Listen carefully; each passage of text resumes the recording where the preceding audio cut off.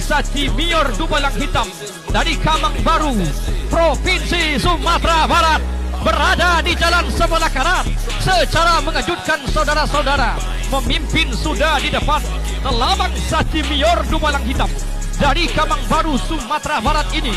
Ia menari-nari tampaknya, si bocah cilik dengan kostum kuning, berdetar kuning di atas haluan jalur Telabang Sati Mior Dumalang Hitam. Satu-satunya jalur dari Provinsi Sumatera Barat mampu mencecerkan lawannya. Meriam Onggang Parau dari Desa Kepala Pulau Basra yang berada di jalan sebelah kiri, melintas di kawasan pancang pemisah yang kelima. Di pertengahan pancang pemisah yang terakhir, Telabang Sati Mior Dumalang Hitam masih berada di depan. Sikap hormat diberikan oleh sang bocah cilik, ditutup dengan sujud syukur, tanda syukurnya terhadap Tuhan Yang Maha Kuasa.